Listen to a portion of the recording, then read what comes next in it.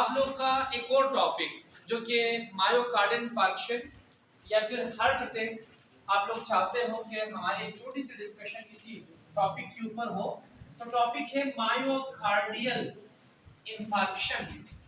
Myocardial infarction, sometimes हम इसे MI भी बोलते हैं, एमआई। तो एमआई यानी कि मायोकार्डियल इंफार्क्शन। दूसरा नाम हम इस मायोकार्डियल इंफार्क्शन को आसान लफ्जों में हार्ट अटैक बोलते हैं। Heart attack.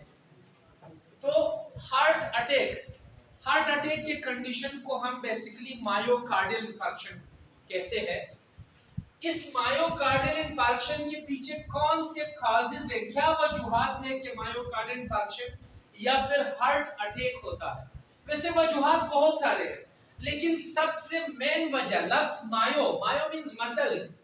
तो हार्ट के जो मसल्स होते हैं जिनको हम नाम देते हैं कार्डियक मसल्स।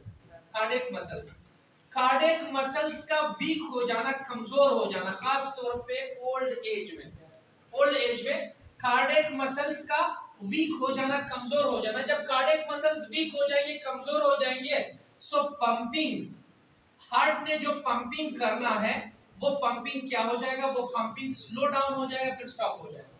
जब पंपिंग स्टॉप होगा या स्लो डाउन होगा तो यही कंडीशन आपको कॉम्प्लिकेशन कार्डियक अरेस्ट की तरफ, कार्डियक अरेस्ट का मतलब है हार्ट का स्टॉप हो जाना, दिल का स्टॉप हो जाना, तो दिल को स्टॉप होने की तरफ भी ये कंडीशन आपको लेके जा सकता है। तो सवाल ये है कि कार्डियक मसल्स का वीक और यही वीकनेस पंपिंग को कम या स्लो डाउन या फिर बिल्कुल स्टॉप कर देंगे। जब आपके हार्ट के पंपिंग स्टॉप हो तो आपका यानी कि जो कंडीशन है वो क्या होगा, आपका हार्ट जो है वो क्या होगा, स्टॉप होने की तरफ जाएगा, जिसको हम कहते हैं कार्डियक अरेस्ट। और यही कार्डियक अरेस्ट आपको डेथ की तरफ, मौत की तरफ लेके जा सकता है, जहां आपका ब्रेन जो है वो क्या होता है, डैमेज होता है। लेकिन हार्ट के मसल्स क्यों वीक होते हैं, इसके पीछे कौन से रिस्क है? There are so many risk. सबसे पहला जो रिस्क है वो ओल्ड एज है। ओल्ड एज, उम्र जितनी गुजरती जाएगी मसल्स उतने ही वीक होते जाएंगे, और जितना मसल्स वीक होंगे उतना ही वो पंपिंग स्लो डाउन करेंगे। एक वक्त ऐसे आएगा कि बिल्कुल आपके कार्डियक मसल्स जो है दे विल स्टॉप पंपिंग। जब पंपिंग स्टॉप होगा तो यही कंडीशन कार्डियक अरेस्ट है, और यही बेसिकली आपका हार्ट अटैक है। सेकेंडली एक कंडीशन है जिसको हम कहते हैं coronary artery disease. Coronary artery disease, अब कोरोनरी आर्टरी डिजीज जो है ये एक किस्म के आर्टरीज होते हैं जो दिल के मसल्स को, जिनको हम कहते हैं कार्डियक मसल्स को ब्लड सप्लाई करना, इस सर्कुलेशन को हम कहते हैं कोरोनरी सर्कुलेशन। तो जब इन कोरोनरी आर्टरीज के अंदर खास तौर पे कोलेस्ट्रॉल आके कम्युलेट हो जाते, इकट्ठे हो जाते, तो कोरोनरी सर्कुलेशन नहीं होगा। कोरोनरी सर्कुलेशन से मुराद कार्डियक के दिल के इन्हीं मसल्स को ऑक्सीजन और न्यूट्रिएंट्स नहीं मिलेगा। जब ऑक्सीजन और न्यूट्रिएंट्स दिल के मसल्स को ना मिले तो दिल के मसल्स क्या करेंगे, दे विल स्टॉप पंपिंग, वो पंपिंग स्टॉप करेंगे। तो इसी तरह इस कोरोनरी आर्टरी डिजीज या कोरोनरी आर्टरी ब्लॉकेज की वजह से भी हार्ट अटैक या फिर मायोकार्डियल इंफार्क्शन या फिर कार्डियक अरेस्ट हो सकता है। अब ये कोरोनरी आर्टरी डिजीज उन लोगों में देखा जाता है जो ओबेस हो, मोटे हो। जो मोटे होंगे उनके अंदर कोलेस्ट्रॉल लेवल ज्यादा होगा, हाई कोलेस्ट्रॉल। और कोलेस्ट्रॉल लेवल उनके अंदर ज्यादा होता है जो लेक ऑफ एक्सरसाइज, जो एक्सरसाइज नहीं करते, अपना ख्याल नहीं रखते, सिर्फ ये ख्याल रखते कि खाना कैसे है। खाना खाने के साथ जितना आप खाते हो, इंटेक जितना है उनको उतना ही यूज भी करना है। अगर आप यूज करोगे तो आप इन क्रिटिकल कंडीशन से बच जाओगे। अगर आप यूज नहीं करोगे तो यही आपकी बॉडी में स्टोर होंगे और आपके खून की नालियों को ब्लॉक करेंगे, जो कि आपको अमूमन कार्डियक अरेस्ट या मायोकार्डियल इंफार्क्शन की तरफ जरूर लेके जा सकता है। इसके अलावा रिस्क डायबिटीज, शुगर, वो लोग जिनको शुगर हो, तो डायबिटीज वाले पेशेंट में, ठीक है, डायबिटीज वाले पेशेंट में भी अक्सर क्या चीज देखा जाता है, अक्सर मायोकार्डियल इंफार्क्शन या फिर हार्ट अटैक देखा जाता है। क्यों? क्योंकि उस कोलेस्ट्रॉल के साथ ये शुगर भी एक्युमुलेट होता है। तो कोलेस्ट्रॉल और शुगर के एक्युमुलेशन की वजह से क्या होगा, शुगर यानी कि कोलेस्ट्रॉल और शुगर के एक्युमुलेशन की वजह से भी कोरोनरी आर्टरी ब्लॉक हो सकते हैं और हार्ट अटैक हो सकता है। इसके अलावा हमारे हार्ट में मौजूद, अगर आपको याद हो, हमने स्ट्रक्चर ऑफ हार्ट में पढ़ा था एबी नोड या एसए नोड जो इलेक्ट्रिकल इंपल्सेस खारिज कर रहे थे। अगर आपका हार्ट ये इलेक्ट्रिकल इंपल्सेस खारिज नहीं करे तो इन इलेक्ट्रिकल इंपल्सेस के खारिज ना होने की वजह से इलेक्ट्रिकल इंपल्सेस के खारिज ना होने की वजह से क्या होगा, आपके दिल को करंट नहीं मिलेगा, आपके दिल जो है पंपिंग स्टॉप करेंगे। तो पंपिंग स्टॉप करने की वजह आपको कार्डियक अरेस्ट या फिर हार्ट अटैक या फिर आपको मायोकार्डियल इंफार्क्शन में जाना पड़ेगा। इसके अलावा नेक्स्ट जो रिस्क है वो स्मोकिंग भी हो सकता है। इसके अलावा नेक्स्ट जो रिस्क है वो स्ट्रेस भी हो सकता है, परेशानी। वो लोग जो अपने आप को ज्यादा परेशानी की तरफ लेके जाते हैं तो परेशानी भी आपके ब्लड वेसल्स को खून की नालियों को तंग कर सकते हैं, ठीक है। तो इस वेसो कंस्ट्रिक्शन की वजह से आपका ब्लड प्रेशर जो है वो क्या होगा, वो ज्यादा होगा। अगर आप पहले से इन रिस्क में है तो यही स्ट्रेस आपको बासानी हार्ट अटैक या मायोकार्डियल इंफार्क्शन की तरफ जरूर लेके जा सकते हैं। तो स्ट्रेस या फिर हम लफ्ज यूज करेंगे एंजाइटी, ये परेशानी, ये कंफ्यूजन भी आपको यानी कार्डियक अरेस्ट या फिर हार्ट अरेस्ट यानी कि अटैक की तरफ आपको जरूर लेके जा सकते हैं। क्लियर? इसके अलावा हम बात करते हैं फैमिली हिस्ट्री की तरफ। बाज़ औक़ात कुछ ओबेसिटी जो है वो डिपेंड करता है फैमिली हिस्ट्री के ऊपर, फैमिली से यही चीज आता जाता है।